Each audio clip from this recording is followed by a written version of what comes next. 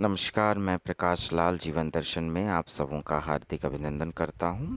आज हम जानेंगे डॉक्टर होमी जहांगीर भाभा के बारे में। 30 अक्टूबर को उनका जन्म दिवस मनाया जाता है और डॉक्टर भाभा को भारत के न्यूक्लियर प्रोग्राम का पितामह या father of atomic on and nuclear energy of India भी कहा जाता है। इनका जन्म 30 अक्टूबर 1909 को बॉम्बे प्रेसिडेंसी में हुआ और आप में से बहुत लोग शायद जानते हो कि ये भी टाटा फैमिली से ही बिलोंग करते हैं। टाटा फैमिली का एक बहुत ही रिच इतिहास रहा है। पारसी समुदाय से ये समूह आता है और भारत के लिए उन्होंने बहुत ही महत्वपूर्ण योगदान दिया है नाभिकीय क्षेत्र में। पद्म विभूषण क्षमा करें, पद्म भूषण से इन्हें नवाजा गया सन 1954 में और 1950 के दौर में इन्हें फिज़िक्स के नोबेल प्राइज़ के लिए भी मनोनीत किया गया था या फिर नॉमिनेट किया गया था। इनका मुख्य कार्यक्षेत्र न्यूक्लियर फिज़िक्स रहा है और ये भाभा स्कैटरिंग के लिए भी जाने जाते हैं। भाभा स्कैटरिंग के बारे में मैं आपको प्रयास करूंगा कि कुछ कुछ बताऊं। तो डॉक्टर होमी जहांगीर भाभा के बारे में अगर कुछ बेसिक जानकारी अगर ली जाए तो एक बहुत फेमस इंस्टीट्यूट आपने सुना होगा, Tata institute of fundamental research, TIFR। इन्हीं के द्वारा उसका निर्माण किया गया था, फाउंडिंग डायरेक्टर थे ये। इसके अलावा एटॉमिक एनर्जी इस्टेब्लिशमेंट, जिसको कि बाद में भाभा एटॉमिक रिसर्च सेंटर के नाम से भी अ, जाना जाता है, बार्क शॉर्ट फॉर्म है इसका, दोनों के निर्माता आदरणीय डॉक्टर होमी जहांगीर भाभा। ये एक बहुत फेमस पिक्चर आप देख सकते हैं जिसमें दाएं से पहली तरफ डॉक्टर होमी जहांगीर भाभा हैं, बाएं से अगर देखें तो अल्बर्ट आइंस्टाइन और उसके बाद बहुत ही फेमस युकावा जी, जॉन व्हीलर बाएं से तीसरे और चौथे नंबर पे हैं डॉक्टर होमी जहांगीर भाभा। बहुत ही फेमस तस्वीर है ये। डॉक्टर बाबा की पढ़ाई कैम्ब्रिज यूनिवर्सिटी से हुई थी, जहाँ से उन्होंने PhD की डिग्री हासिल की और भारत के न्यूक्लियर प्रोग्राम में इनका बेहद ही ख़ास योगदान रहा था। एयर इंडिया फ़्लाइट 101 में इनका देहांत, बहुत ही दुखद देहांत हुआ और आज भी ये बहुत ही विवादास्पद मुद्दा है। कहा यह भी जाता है कि शायद कुछ विदेशी संगठनों ने मिलकर इनकी हत्या का षड्यंत्र रचा। इसके बहुत से अलग अलग किस्से हैं और एक बहुत अच्छी वेब सीरीज, शायद मुझे ठीक से याद हो तो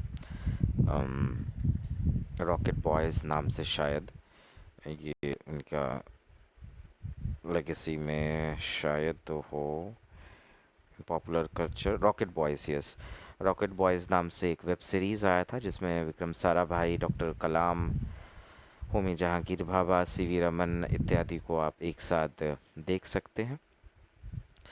भारत के एटॉमिक रिसर्च के बारे में मैं कह रहा था।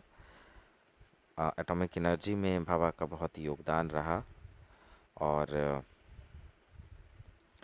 इसके अलावा भारत के न्यूक्लियर प्रोग्राम की बात अगर करें तो अभी लगभग 172 न्यूक्लियर वेपन भारत के पास है और करीब 1999 में भारत के पास 800 किलोग्राम रिएक्टर ग्रेडेड प्लूटोनियम की व्याख्या की गई थी और ये प्रोग्राम 1961 में स्टार्ट हुआ था, जिसमें कि भाभा एटॉमिक रिसर्च का बहुत योगदान है और जाहिर तौर पर भाभा का भी।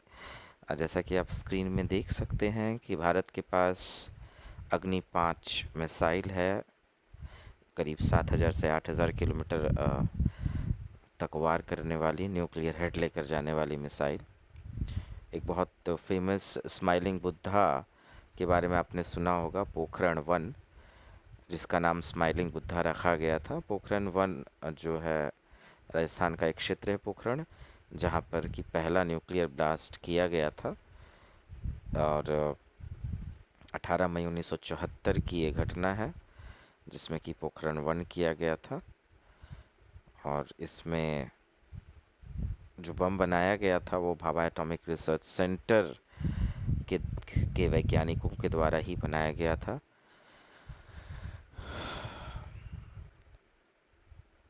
इसके बाद पोखरण 2 किया गया था, जो कि एक सीरीज़ था। और सन 1998 के आसपास पोखरण 2 बहुत फेमस किया गया था। आदरणीय अटल बिहारी वाजपेयी की सरकार थी, अगर मुझे ठीक से याद पड़ रहा है तो।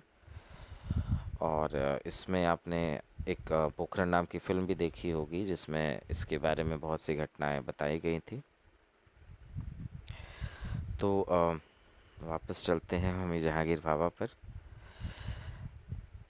थोड़ा सा मैं डॉक्टर भाभा के एक्सपेरिमेंट्स के बारे में आपको बताऊं, जो कि है भाभा स्कैटरिंग, जिसके लिए वो बहुत फेमस है। अगर आप स्क्रीन पर देख पा रहे हो तो क्वांटम इलेक्ट्रोडायनेमिक्स में भाभा स्कैटरिंग के बारे में बताया जाता है, जिसमें कि इलेक्ट्रॉन पॉजिट्रॉन स्कैटरिंग प्रोसेस के बारे में हम जानते हैं, जहाँ पर दो लीडिंग ऑर्डर हम पढ़ते हैं फाइमन डायग्राम के बारे में। आप अगर आपके पास समय हो और आप इच्छुक हो विज्ञान के बारे में और अच्छी जानकारी लेने के लिए, तो ये बहुत ही अच्छा जो है आपके लिए साधन उपलब्ध हो सकता है। जो विज्ञान के एक छात्र नहीं है, मैं उन्हें बता दूं कि इलेक्ट्रॉन एक सब एटॉमिक पार्टिकल है, जो साधारणतया माना जाता है कि ऋण आवेश अर्थात नेगेटिव इसके ऊपर चार्ज होता है। पर इलेक्ट्रॉन के ऊपर जो पॉजिटिव चार्ज होता है उसको जनरली पॉजिट्रॉन के नाम से भी जाना जाता है।